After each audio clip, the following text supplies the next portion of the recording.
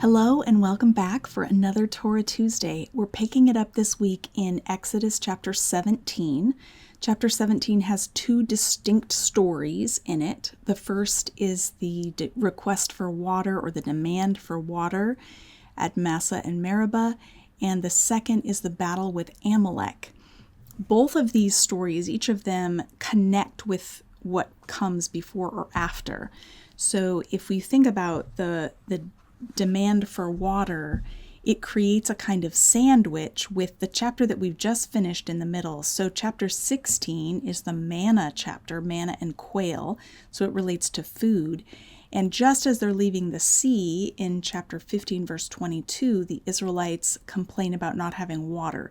So we have water and then food and then water, creating a kind of sandwich.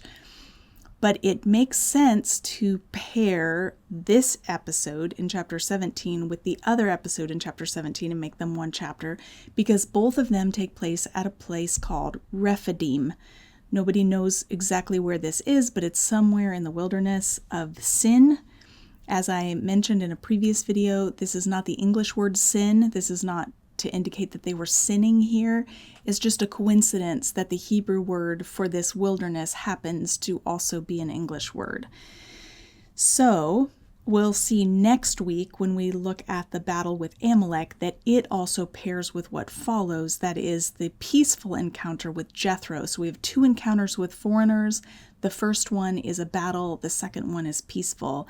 And so the sequencing of these chapters is very intentional and makes a lot of sense. We might title this section, Who Calls the Shots? Because that is the big question in Exodus 17, verses 1 through 7. I'm going to start by reading my translation from the Hebrew. So the whole congregation of the Israelites set out from the desert of Sin, a setting out according to the mouth of Yahweh. They camped at Rephidim, but there was no water for the people to drink. So the people disputed with Moses. They said, "Give us water that we may drink." But to them Moses said, "Why are you disputing with me? Why are you testing Yahweh?" And the people thirsted there for water. So the people murmured against Moses, saying, "Why is this? Have you brought us up from Egypt to kill me, my children, and my livestock with thirst?" So Moses cried out to Yahweh, saying, "What shall I do for these people? In a little while they will stone me to death." Then Yahweh said to Moses, "Pass by before the people and take with you the elders of Israel. And your staff with which you struck the river take in your hand and walk. Indeed, I will stand before you there upon the rock of Horeb. You shall strike the rock, and water will go out from it, and the people shall drink." So Moses did this in the eyes of the elders of Israel. So the name of the place was called Massah and Meribah, or testing and dispute, because of the dispute of the Israelites, and because they tested Yahweh, saying, "Is Yahweh among us or not?" Okay, so here we have a battle that's inside the camp, a battle between the people and Moses, to whom they are disputing, or with whom they are disputing. The test that they're introducing is a demand to know whether Yahweh is with them, and a precise proof of his presence that they are demanding, which is water. God must provide water or they won't believe in him. They are crossing their arms and stepping back and saying, "Prove it. Will God keep his promise to bring us through the wilderness, or can we not trust him?" We find out from later passages in the Bible that this is a very ill-advised way to interact with God. We don't get to call the shots. We don't get to tell God what we want or need as proof of his presence. God shows up when God wants to show up and proves that he is with us. This story, for some reason, reminds me, just in contrast, of the story of Daniel's friends, Shadrach, Meshach, and Abednego in Babylon. And when the king tells them that he's going to throw them into the fiery furnace because they've refused to bow down to the statue of him. And they say, "Our God is able to rescue us, But even if he does not, we are not going to bow down to your statue. These men recognize that they don't get to decide the way Yahweh shows up and the way Yahweh delivers. They simply are being called to trust and exercise faith. Our job is obedience, not demands. We have two aspects to this story that stand out. One is the formal legal complaint that they're making against Moses. The Hebrew word for a formal legal complaint is a riv. And that is where we get the name Meribah. So normally in Hebrew, when you want to turn an abstract noun into a concrete or a verb into a noun, you put an M on the front. So you can hear in the middle of the word Meribah, the rib or reeve is that dispute, and they're turning it into the name of a place, or God turns it into the name of the place to remember the legal charges they bring against Moses. They're also testing Yahweh by demanding proof of his presence, and the word test is Massah. So if you turn the N into an M, you have Massah and Meribah. So the name of this place, the double name Massah and Meribah for this one place, recalls the people's double dispute/test of Moses/Yahweh. Leadership often works this way, where the one who's leading on God's behalf finds themselves in the crosshairs of people's discontent. So although Moses is not responsible for giving them food and water, he becomes the recipient of their complaining. This is a dangerous mission for him. God tells him, he's worried. He even says, they're about to stone me. He thinks his leadership career might be about to end. And God tells him to walk out and pass in front of the people, which is precisely the most dangerous place to be.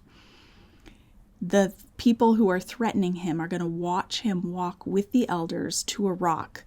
He's going to be carrying the staff as a visible reminder of God's past actions on their behalf. This is the same staff that Moses used to strike the Nile, and it became undrinkable. And now he's going to strike a rock, which is by definition undrinkable, and it's going to pour forth water.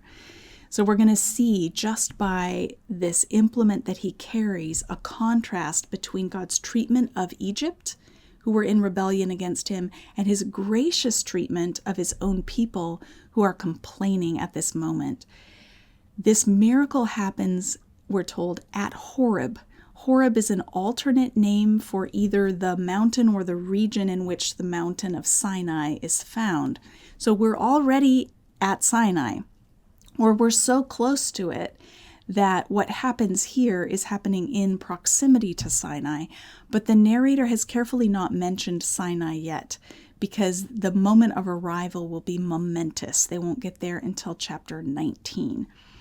I thought it would be worth mentioning a few of the passages from later in the Bible that reflect back on this moment of testing. We've had other tests already in the wilderness. God tested Moses in chapter 15 to see whether he would keep his commands. He tested the people in chapter 16 to see whether they would keep his commands. Now they're turning around and testing Yahweh, and we're finding out that is not how this works. We don't put the Lord to the test. We are not to do that. Deuteronomy 6:16 says explicitly, do not put Yahweh your God to the test as you did at Massah. So this is not meant to be a template to follow. Deuteronomy 33 verse 8 talks about this incident as a challenge to Yahweh's authority, because the people are demanding proof on their own terms. They're putting themselves, arrogating themselves above God, and that's not allowed.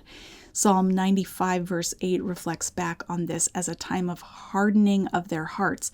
It says, do not harden your hearts as you did at Meribah, at Massah. Now, I know some of you are going to write to me and ask, is that the same word that's used for the hardening of Pharaoh's heart? So I'm looking it up right now to check and see which of the three words appears in Psalm 95. Okay, this is the word kashe, which was used. It really is the word that means harden. So they are making themselves stubborn towards Yahweh. at Massah and at Meribah. This is a warning story. It's not an example to follow. God is gracious with them, but he will not be so gracious on the other side of Sinai. After he's given them the Torah, when they complain about a lack of water, they will receive punishment. They're sort of in the toddler phase where they're throwing tantrums and God is gently showing them the right way to interact with him. Oh, let's use our manners. This is not how we behave. But once they've spent a year with him at Sinai and they've received the law and they've seen his power and glory on display, it's no longer going to be appropriate for them to act like this. Now, before I let you go, I have a resource I wanted to share with you that I keep forgetting to tell you about. Back in April, a new Bible released from Tyndale House Publishers.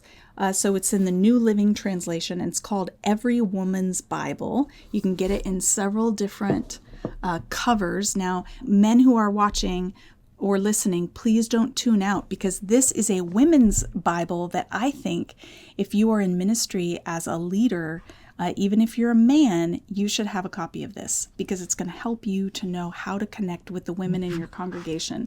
Every Woman's Bible is, I think, the first women's study Bible on the market to have all of its study notes and devotional notes written by women.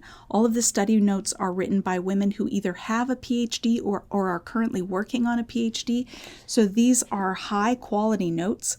They are addressing questions that women who are readers of the Bible often have. There are lots of beautiful features in this Bible that make it a joy to read. But I am really impressed by the notes that I have read. I haven't read the whole thing. The reason I'm telling you about this is because I was the writer of the study notes on Genesis and on Exodus. So if you are tired of waiting for my commentary to come out, you can get a little sneak preview of some of the insights, the kinds of things we talk about here on Torah Tuesday, in the Genesis and Exodus notes on this Bible. It was a privilege to participate in this project. I didn't think women needed their own study Bible. Seems to me like everybody could use the same resources. But as I worked on this project, I found it really transformative, because it forced me to consider questions that women who are reading the Bible are uniquely set up to ask about the treatment of women, the fate of women, the participation of women in God's work. And so if that is a topic of interest to you, or if you are a pastor or church leader or professor who addresses women regularly in Bible teaching, I recommend you have a copy nearby so that it can kind of bring to your mind what are some of the issues that women might be facing that you want to include in your messages. All right, so again, that's Every Woman's Bible from Tyndale House Publishers. I'm not getting any money for telling you about this. I just think it's a great resource. I hope you have a great week. I'll see you next week for another Torah Tuesday.